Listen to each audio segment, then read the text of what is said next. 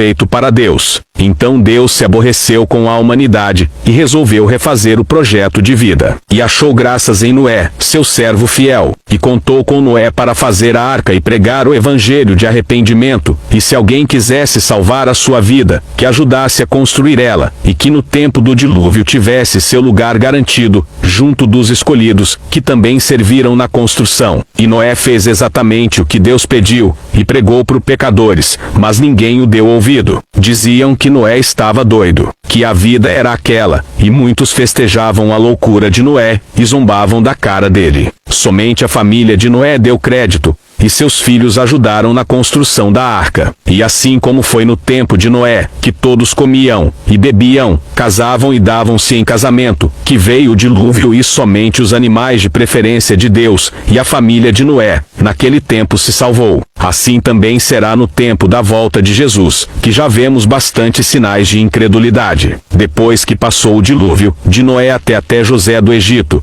e depois que José morreu e o povo hebreu foram escravizados por Faraó do Egito, mas uma vez a rebeldia estava assolando a mente das pessoas, a pressão em cima do povo eleito, mas contaminados pelo mundo mundano do Egito. Muitos do povo hebreu se contaminaram com os deuses do Egito, que não podem fazer nada por ninguém, a não ser influenciar a idolatria e a imoralidade, aborrecendo a vontade de Deus, contrariando os seus estatutos. Então, assim como Noé, Abraão, Isaque, Jacó e os demais profetas que passaram na história, todos levantados por Deus. E Deus mais uma vez resolve levantar profetas para interceder pelo povo oprimidos pela vaidade.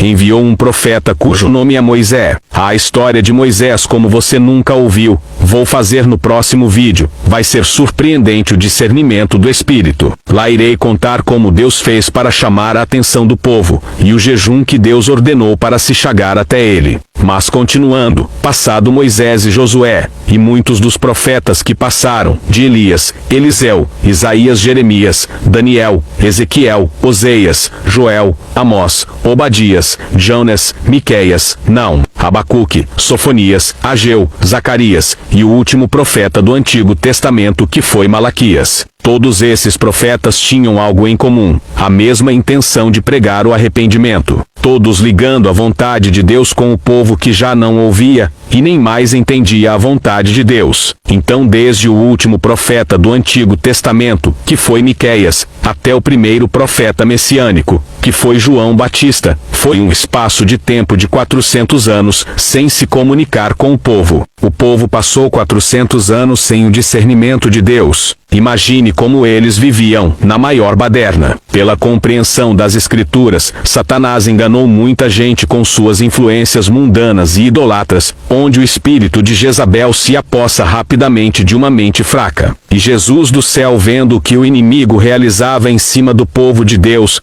resolveu agir a nosso favor. E Deus enviou seu Filho, em forma daquele cordeiro, que no início foi dado a Adão e Eva, como expiação do pecado dele. E dessa vez o cordeiro seria pela expiação do pecado de todo aquele que negar a si mesmo, tomar a sua cruz, e seguir Jesus. E Deus enviou seu Filho Jesus, para morrer por todo aquele que se arrepender. E aquele que ouvisse e praticasse o Evangelho de Cristo, seria salvo das suas transgressões, e iria ter uma vida nova em Cristo. Jesus deu sua vida por todos os remidos que o aceita de todo o coração. Ele não deixa ninguém de fora, geralmente são as pessoas que não conseguem deixar a vaidade.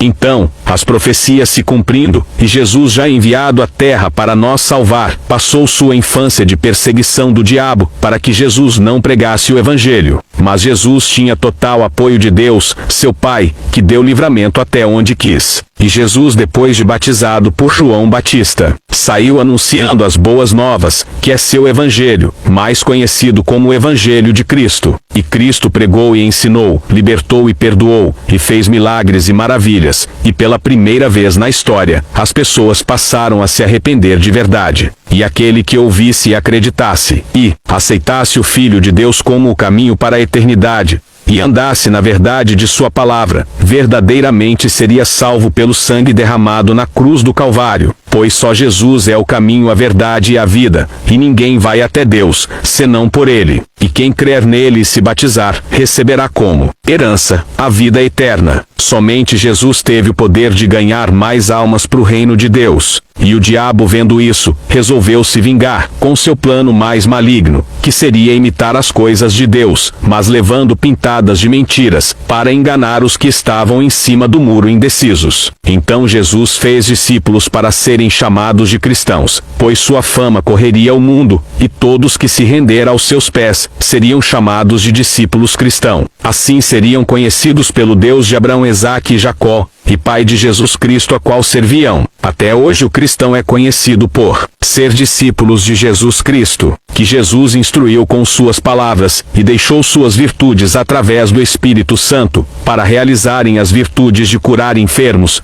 de enfrentar a potestade com revestimentos espirituais, de ser um soldado cristão. E Cristo deixou uma caminhada de maravilhas. Faz parte do corpo de Cristo, e que é fiel nas suas leis, e trabalha na obra com zelo e amor. Um cristão é completo porque ora, jejua, se consagra, não vive em fornicação, se batiza nas águas, louva só os hinos da harpa cristã, visita os doentes, os hospitais. E o melhor, somente o cristão genuíno é batizado com o Espírito Santo, pois o mesmo foi destinado a nos ensinar e mostrar nosso adversário. Sem o Espírito Santo não tem virtudes de Cristo. E o inimigo da nossa alma sabe disso, que até eles estremecem com a presença do grande. Um cristão é completo, e quem recebe o Espírito Santo é curado para curar outras pessoas, para serem usadas como vasos de azeite que leva a cura. O vaso valoroso e a mulher virtuosa são frutos de Cristo, que passaram pelo processo de aperfeiçoamento espiritual. Esse é o cristãos valorosos de Deus. Agora raciocine comigo. Crente que não lê Bíblia, que não jejua, que não se consagra, que não se casa, que vivem namorando, que falam mal das pessoas, que invejam, que procuram se vestir e mostrar mais glamour, querendo apenas que Deus faça o melhor para si mesmo, que não perdoa, principalmente, que não estuda a palavra de Deus, porque tem coisas mais importantes para fazer para o seu bem-estar, do que para Jesus. Esse tipo de crente foi criado pelo Satanás, para induzir os outros a imitarem. Então Jesus tinha o cristão, e Satanás pega o nome evangelho, e copia a seu favor, e cria o evangélico, para confundir a cabeça de quem não foi batizado pelo Espírito Santo, pois só o Espírito Santo pode nos mostrar essa farsa,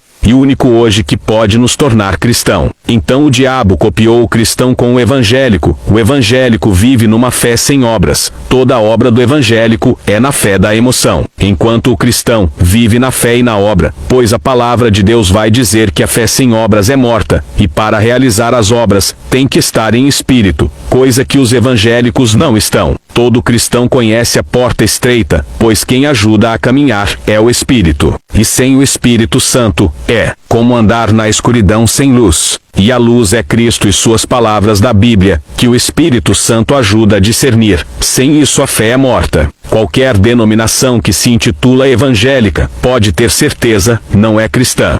Se não é cristã já sabe, né? Se não sabia, agora sabe. Isso é apenas um resumo da imensidão da compreensão do Espírito Santo que ele quer e nos revela todos os dias. Se quiser saber mais sobre nossa vida em Cristo, me segue e curte meus vídeos que eu postarei mais conteúdos como esse. Seja um cristão, não seja evangélico no sofá. Jesus conta com você. Não escute nem se misture a nada que leve o nome evangélico ou gospel. Seja um membro do corpo de Cristo. Aceite a Jesus como seu único Salvador. E negue o mundo, e negue as coisas do mundo, pois o mundo é passageiro, e quem estiver com o coração no mundo, vai passar também. Jesus está voltando.